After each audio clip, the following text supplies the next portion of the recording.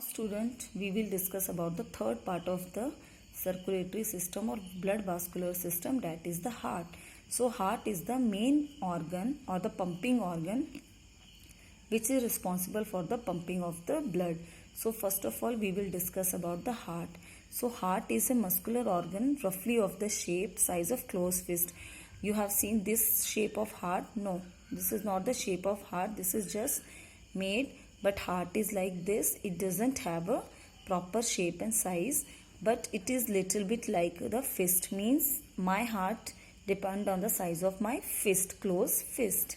It is located between the two lungs, but it's pointed or it's still pointing towards the left side. So generally we consider that heart is in the left side, but basically it is in the center only.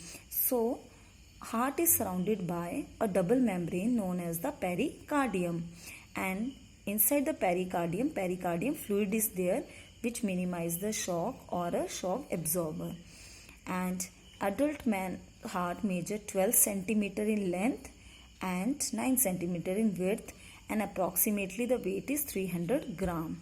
And the muscles present in the heart is known as the cardiac muscles, and cardiac muscles are the only muscles which work throughout the life. If cardiac muscles stop working, means we can die, because our heart cannot work properly, and without pumping of the blood we cannot survive. So heart has four structures. Heart has the four structures. The topmost part is known as the atrium or the auricles, and the bottom part is known as the ventricle. So first is the right atrium or right auricle, then right ventricle, left auricle and left ventricles. So there are four chambers in the heart, and each chamber is divided by a thin wall. So now we will discuss the parts of the heart. Means this is the representation of the inside of the human heart. So these are the branches of pulmonary arteries. This is the aorta. Aorta is the largest artery or the biggest artery. These are the pulmonary veins. Pulmonary vein is the only vein which carry the oxygenated blood. And here you can see the pulmonary artery, the only artery which carry the carbon dioxide rich blood, which I have already told. Otherwise artery carry the oxygenated blood, but pulmonary artery is the only artery which carry the carbon dioxide rich blood or the deoxygenated blood, and pulmonary vein is the only vein which carry the oxygenated blood. You keep in mind. Then this is the left auricle. This is the bicuspid valve which separates the left auricle to the left ventricle. This is the aortic valve, means from here blood goes to the aorta. Then this is the left ventricle. This is the thin septum known as the interventricle septum which separates the two ventricle. And then this is the inferior and the superior vena cava. Inferior vena cava is the vein which carries the deoxygenated from the body part below the shoulder region. And the superior vena cava is the vein which receive the deoxygenated blood above the shoulder region. Means below the shoulder inferior vena cava collect the deoxygenated blood, and superior vena cava collect the blood from the upper part of the body, means above the shoulder region. Then this is the right auricle.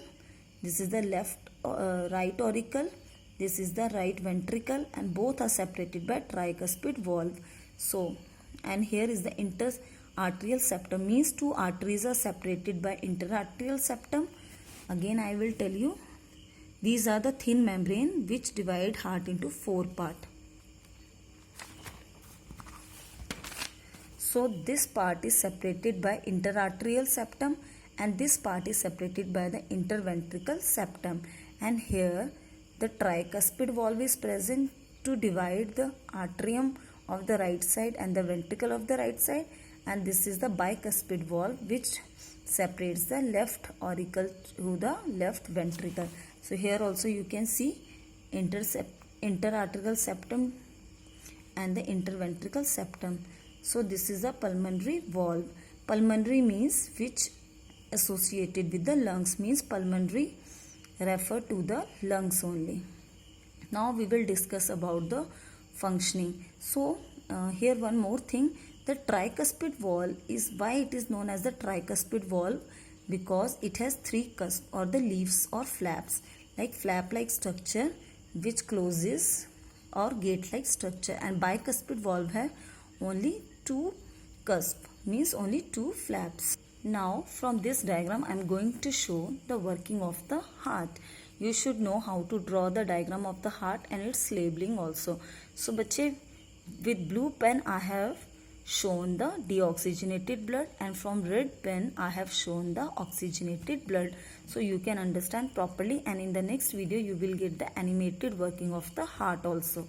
So for example, when deoxygenated blood or carbon dioxide rich blood enters from the superior vena cava, you can say, enter inside the right auricle, then from right auricle it is pumped to the right ventricle. From right ventricle it is pushed up to the lungs through the pulmonary veins, through the pulmonary arteries, or it can goes out towards the lungs. You can see to the lungs. It is not mentioned in the book, but you have to notice.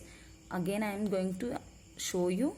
Carbon dioxide or deoxygenated bloods enter from the superior vena cava, and then it goes to the right atrium. From right atrium or the right auricle it reaches to the right ventricle, then from right ventricle it goes to the lungs. Then in the lungs exchange of gases take place, and from the pulmonary vein, which is oxygen rich, blood comes inside through the pulmonary vein and enters in the left atrium. From left atrium it reaches to the left ventricle. Atrium and auricle both are same. From here, from this left atrium it reaches to the left ventricle, and from left ventricle it is pumped out through the aorta and goes to the different body parts, that is oxygenated. Again the blood goes to the different body parts, and from this inferior vena cava and the superior vena cava it come inside the right side of the heart. So you can see blood enters in the heart twice, once deoxygenated then goes out, oxygenated again enter, means twice the blood come inside the heart, so it is known as the double circulation. Hope you understand the double circulation. Now you can draw the diagram also.